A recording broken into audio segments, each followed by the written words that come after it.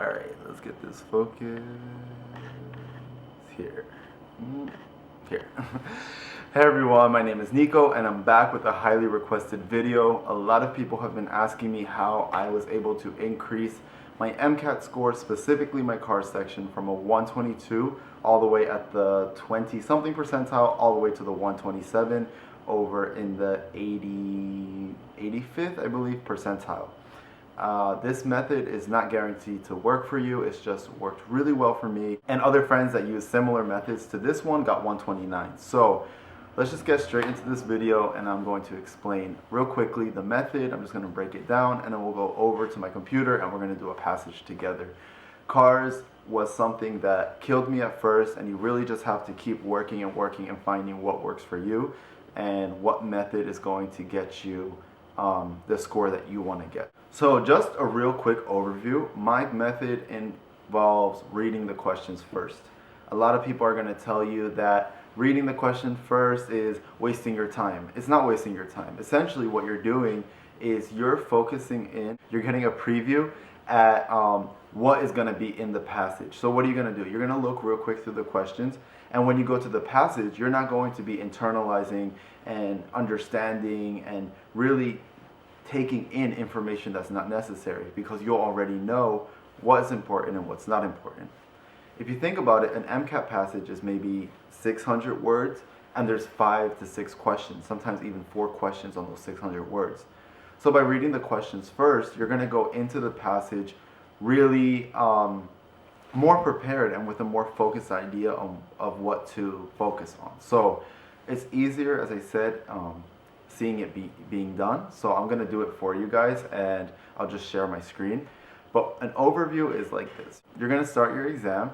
You're going to take a deep breath. You're going to start each section. You're going to take that 1 second to just breathe and realize that if you can do orgo, physics, biochem, genetics, if you can do all that, I'm sure you can just read a passage.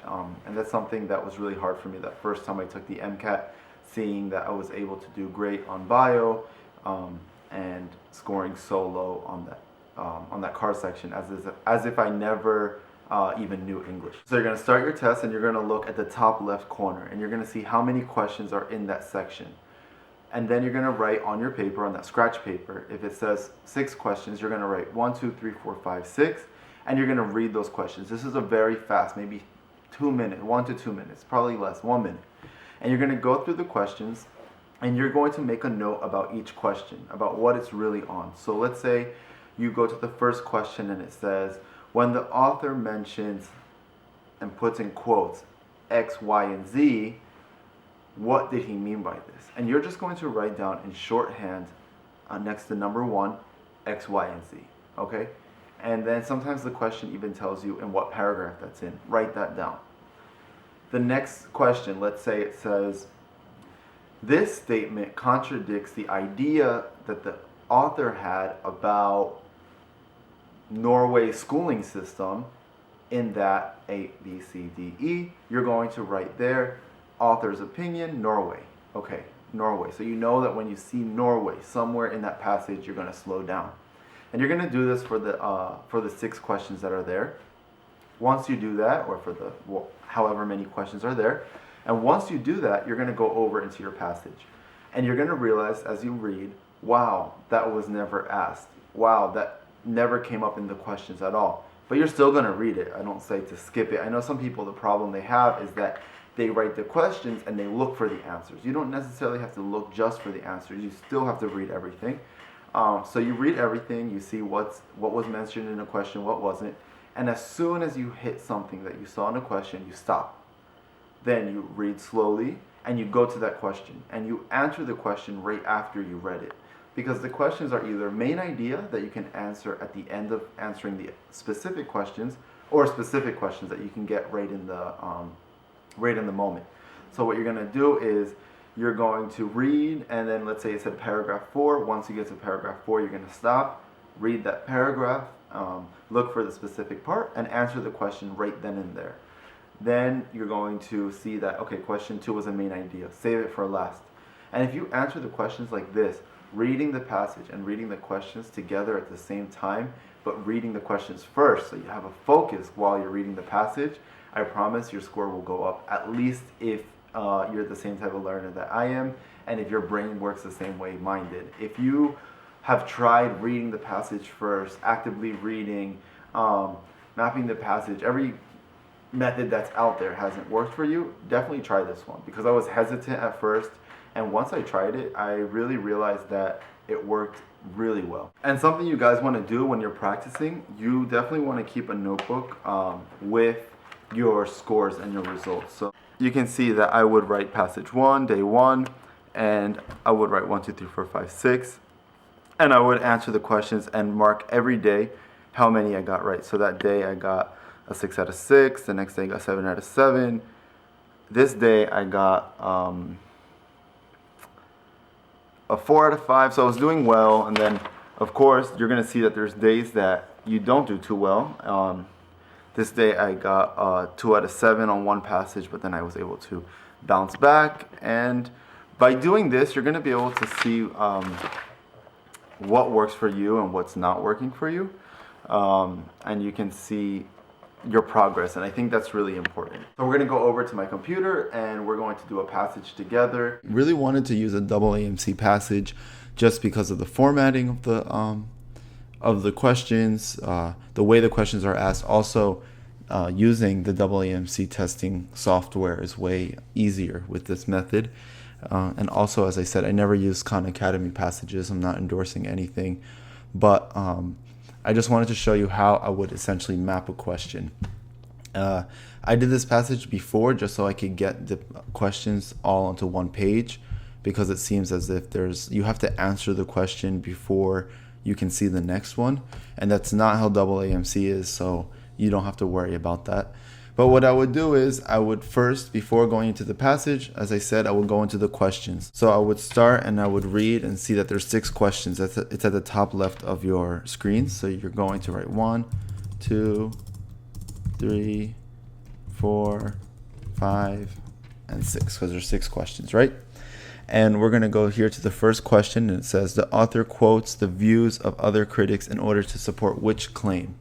All you have to know about this is that it says critics, and I would put and why. I would just write critics why. And everyone, you're gonna have your own shorthand that's gonna work for you. But for me, by writing critics why, I'm going to know that I'm going to stop and slow down at the point of the passage where I see something being said about a critic. The next question, one of the other questions that is, which of the following assertions is not consistent with the ideas in the passage? So for something like this, I would just write not passage, and I would put passage idea. I would just write that. 3, the author's central argument suggests that the primary reason people do not initially recognize it is because, and first time not recognizing art. That's all I need to know. Information in the passage suggests that Whitman's poetry in Leaves of Grass was most likely characterized, so I would just put characteristics of Leaf of Grass, and I would just put all shorthand like this. The critics who praised the new artist, I would just write praise new artist ... So I know it's something about people who actually like the artist, and I would essentially just map these questions out. I'm not going to do all of them now, it's okay. It's just so you have the idea of it, and then you're going to go into your passage, right? So we can go right into the passage now and answer these questions. And we can see, as we start, it says the first publication of Leaves of Grass by now famous poet Walt Whitman was a failure. People like to believe that they can recognize excellence when they see it, but the fact remains that they cannot and will not unless it assumes a familiar form. And what do I do at this point? At this point, I already remembered, and I know that there's a question about why people don't like art in the beginning.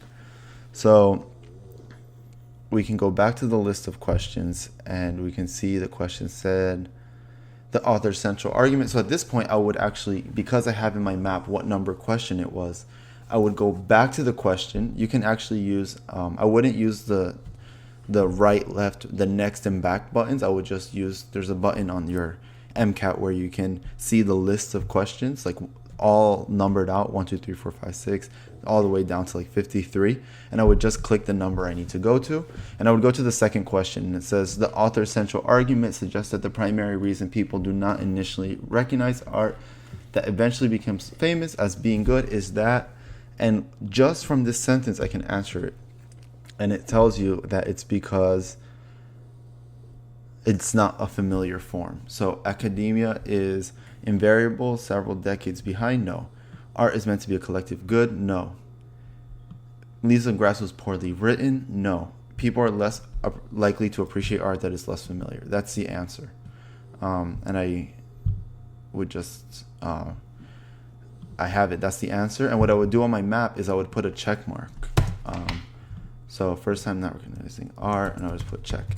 And this way I go crossing out. So I kind of treated the whole thing like a game, and I would try to check mark all of the numbers. We can do another one and just keep reading.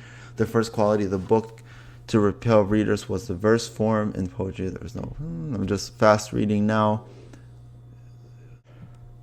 So here I've read the word critics, and I know there's a question about critics. So the great ancient critics believed that the primary function of the art was to select from nature certain details which would be represented, vivid, and coherent. Artists had to differentiate sharply between nature and art which was represented. So here, this question, now at this point, I would remember critics, look at my map, and see that it's question 1, and I would go to question 1.